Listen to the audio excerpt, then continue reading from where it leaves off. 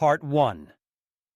What if I told you that one of the most dangerous ideas in leadership, in social dynamics, and even in your own personal life, is the belief that it is better to be loved than to be feared? We are raised on this ideal. We are taught that influence comes from connection, that leadership is service, and that success is built on a foundation of being liked and admired.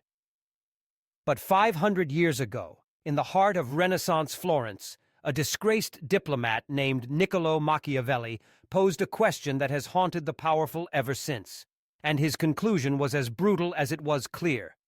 It is much safer to be feared than loved, when, of the two, either must be dispensed with. We dismiss this as the cynical advice of a teacher of tyrants. But what if Machiavelli saw something in the very machinery of human nature that we, in our modern comfort, have chosen to forget? What if our relentless, desperate pursuit of being loved is the very thing creating a hidden, corrosive fear deep within our own lives? That is the secret we are here to unravel. Part 2. Look around at the modern world. The pressure to be loved, or its modern equivalent, liked, is relentless.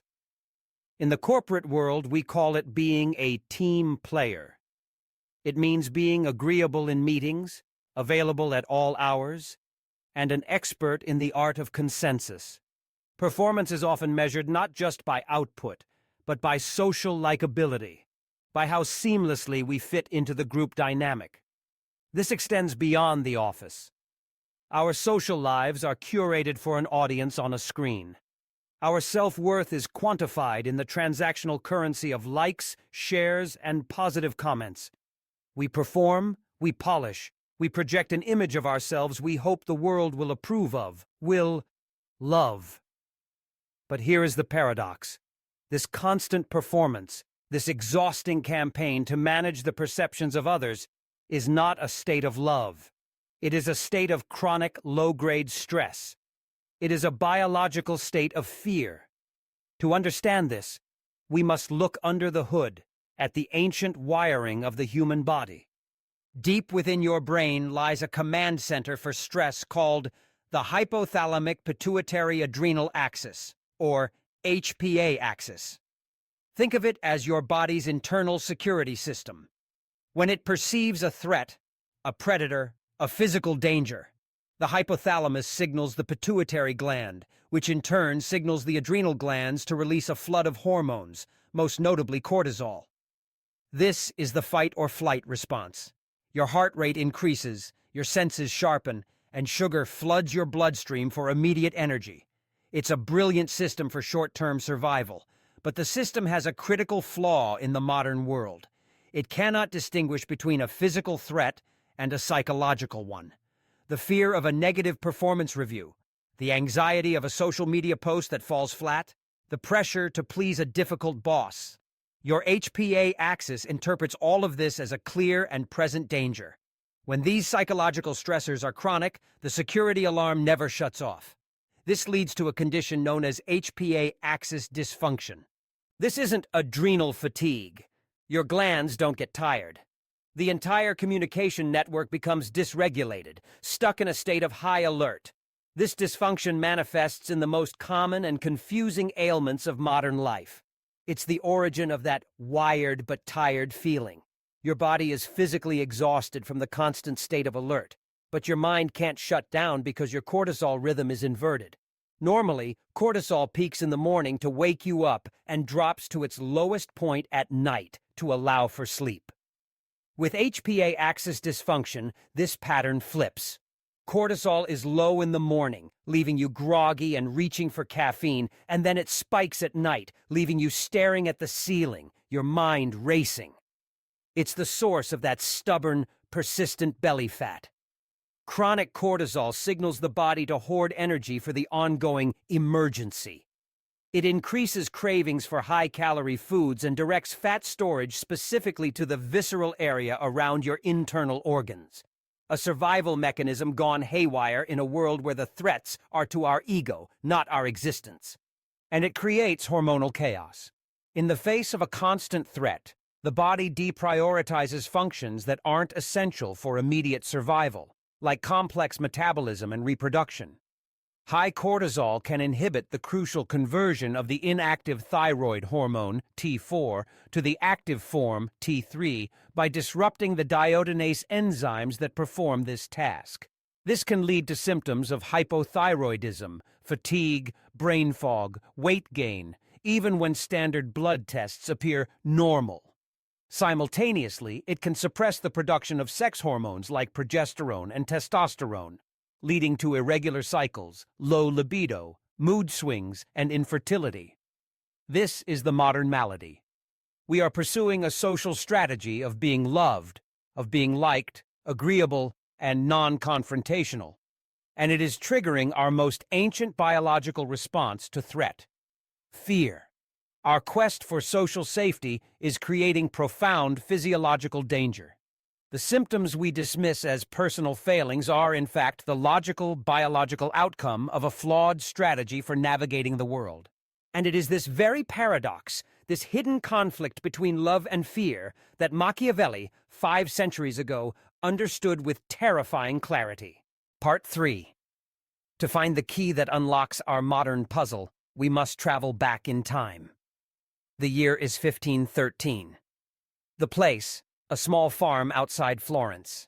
Niccolò Machiavelli, once a high-ranking diplomat and strategic mind at the heart of the Florentine Republic, is now a broken man. When the powerful Medici family returned to power, he was accused of conspiracy, arrested, tortured, and cast into exile. From this place of profound ruin, stripped of everything he held dear, he picks up his quill. He is not writing an abstract philosophical treatise. He is writing a survival manual, a brutally pragmatic guide to the acquisition and maintenance of power, born from the bitterest of personal experience. He called it The Prince. At the heart of this work, in chapter 17, he confronts the central question of leadership. He asks, is it better to be loved than feared? His answer begins with a concession to the ideal. A ruler, he says, should wish to be both.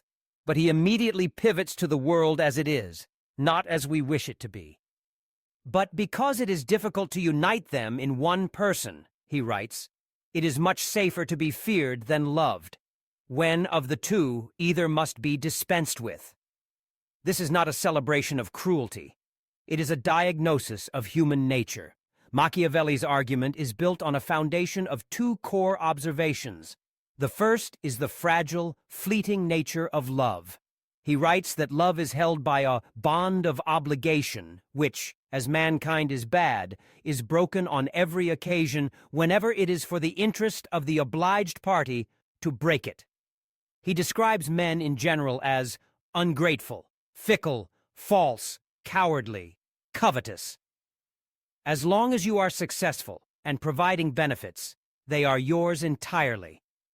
But when danger approaches, their loyalty evaporates.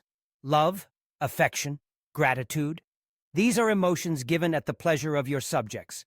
They are a currency you do not control, an unreliable foundation upon which to build a stable state. Fear, on the other hand, is a different matter entirely. Machiavelli argues that fear is supported by the dread of pain, which is ever present and which never fails. Fear is not an emotion your subjects give you. It is a rational calculation they make based on the consequences you control. It is predictable. It is stable. It is a foundation built on rock, not sand. He illustrates this with the historical examples of Hannibal and Scipio. Hannibal's army, composed of many races, never mutinied, even in foreign lands and during hardship. Machiavelli attributes this to his inhuman cruelty, which, combined with his valor, made him revered and terrible in the eyes of his soldiers. In contrast, Scipio's armies in Spain revolted, a direct result of his extreme clemency, which gave his soldiers too much license. This entire argument rests on Machiavelli's deeply pessimistic yet pragmatic view of human nature. He believed that humans are fundamentally selfish and driven by self-interest. They are not inherently virtuous, but they can be compelled to act virtuously by the force of law and the certainty of consequence. A ruler must work with the material he has, not the material he wishes he had.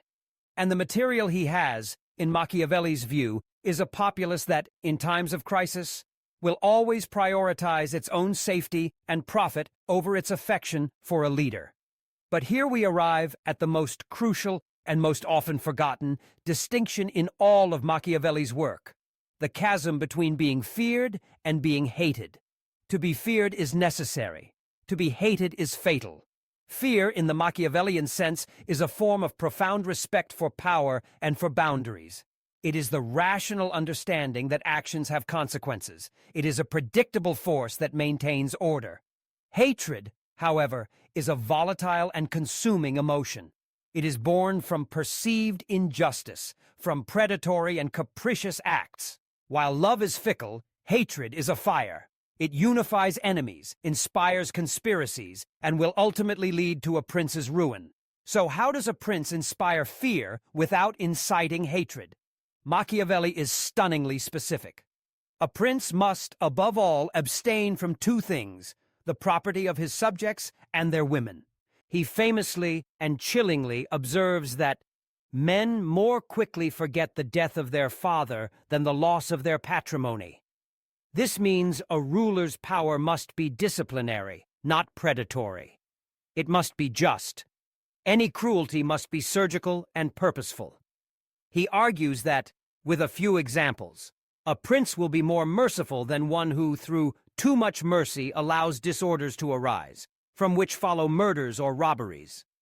A single, swift, and justified punishment, an exemplary execution, harms one individual but sends a clear message that protects the entire community from the chaos of lawlessness. This reveals the true genius of his analysis. Machiavelli's preference for fear over love is not a preference for cruelty over kindness. It is a preference for stability over volatility. It is a preference for predictability over chaos. Love is a volatile emotion, dependent on the whims of others. Hatred is an even more volatile emotion that actively destroys the state. Fear, as he defines it, is the only constant. It is a system of rational, predictable consequences that allows subjects to calculate their own self-interest and choose obedience. The wise prince, therefore, does not seek to be an emotional tyrant. He seeks to be an engineer of predictability, removing the unstable elements of human emotion from the equation of power and replacing them with the cold, hard, and reliable logic of consequence. Part 4. Now, let us bring Machiavelli's ghost into the 21st century. Let's return to that modern professional we met earlier, the one trapped in the wired but tired paradox, suffering the biological consequences of a life spent seeking to be liked. Their problem, through a Machiavellian lens, is not a lack of love, but an excess of unpredictability. They have built their career, their social life, their very sense of self on the most unstable foundation possible: the fickle opinions of others. They are governed by love, and it is ruining them. Machiavelli provides the diagnosis. Consider the corporate world. We've all known the loved boss. This is the manager who avoids difficult conversations to spare feelings, who gives vague, positive feedback to everyone, and who allows chronic underperformers to slide, fearing the confrontation that holding them accountable would require. The team might say they love this manager, but what is the reality of the state they govern? It is chaos. High performers become resentful and burned out, carrying the weight of the slackers. Standards are unclear and constantly shifting.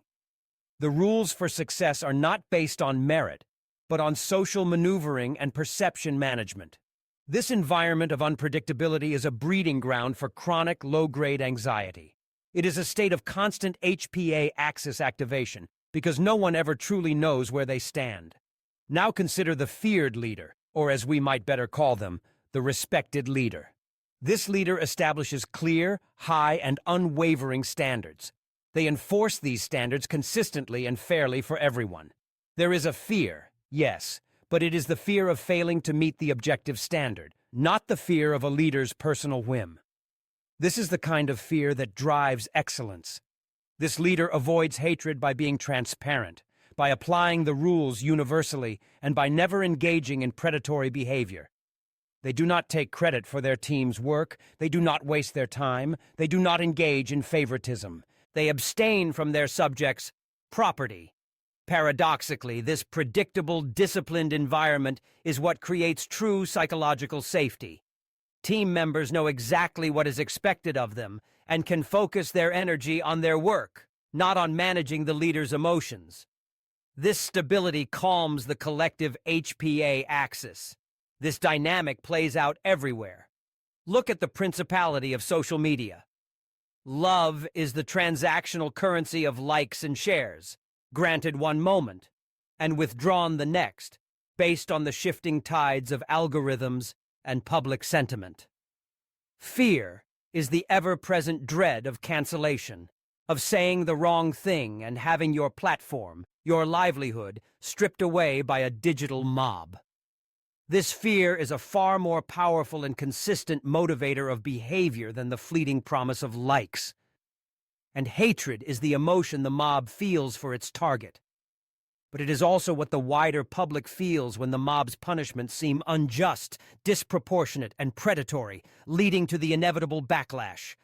We can even apply this framework to the most important state we will ever govern: ourselves. Think of the battle for self-discipline, the love of our impulses, the desire for the immediate gratification of sugary food, of procrastination, of endless distraction, is a powerful but fickle force. It promises short-term pleasure, but leads to the long-term ruin of our health, our goals, and our potential. The fear of our better judgment, however, is the tool of self-mastery. It is the rational, stable understanding of the future consequences of our present actions. The fear of future regret, of ill health, of a life unlived, that is the most reliable force for keeping ourselves united and loyal to our own highest ambitions. And we must do this while avoiding self-hatred. We don't need to flagellate ourselves for wanting the cookie. A wise prince does not hate his subjects for being what they are. He simply exerts the authority of his long-term vision over their short-term impulses. This brings us to a profound realization. A leader, whether of a company, a family, or oneself, who needs to be loved is inherently unstable and therefore dangerous. Their desperate need for external validation makes them a slave to the most fickle forces imaginable, the opinions and emotions of others.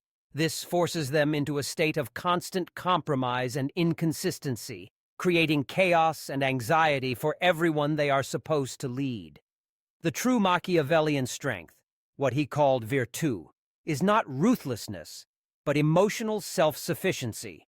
It is the internal fortitude to act on sound principle, not on a desperate need for affection. This is what allows for the stable, predictable, and just rule that provides genuine security for all. The most dangerous leader is not the one who is cruel, but the one who is needy. Machiavelli's infamous advice is, at its core, a prescription for emotional regulation as the absolute bedrock of effective rule. Part 5. So where does this journey through 500 years of forbidden wisdom leave us? It leaves us with a choice.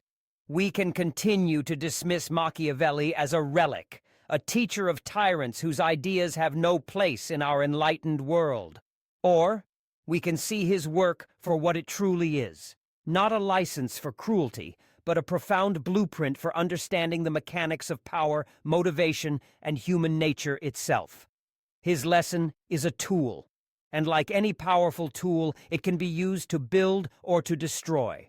The goal is to build a stable, prosperous state, whether that state is a nation, a company, a family, or the kingdom of your own life. The great irony is that by understanding Machiavelli's political advice, we unlock the solution to our modern physiological crisis. If the problem of our wired but tired lives is a dysregulated fear response, a haywire HPA axis, then the solution is to become a wise and stable ruler of that internal system. The goal is not to eliminate fear, but to master it, to replace the chaotic, unpredictable fear of external judgment with the stable, rational fear, the deep respect for our own well-laid plans and principles. We can become the prince of our own minds. We can use mindfulness and meditation, not as passive relaxation, but as an act of statecraft. We learn to observe the clamoring populace of our thoughts and emotions without being ruled by their fickle demands. This very practice is clinically shown to calm the HPA axis and regulate cortisol. We can engage in strategic nutrition and exercise, not as chores, but as the provisioning and training of our state's resources.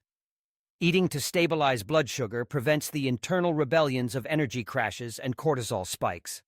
Moderate exercise builds resilience, while overtraining, an act of excessive cruelty, harms the state and invites disorder.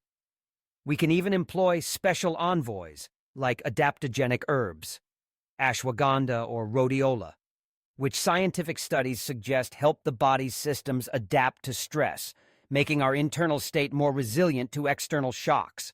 The ultimate power is not found in ruling over others, but in the quiet, disciplined, and unshakable rule over oneself. The question Machiavelli forces us to ask is not how to make others fear us, but how to govern the vast and volatile landscape of our own mind and body. So look in the mirror and ask the question that truly matters. Are you ruling your life as a desperate prince, tossed about by every storm, dependent on the fleeting love of your own worst impulses and the fickle approval of others? Or are you ruling as a wise prince who has earned the unwavering fear, the profound, stable, and quiet respect of your own better judgment? The choice, as Machiavelli knew 5 centuries ago, is the only one that truly matters.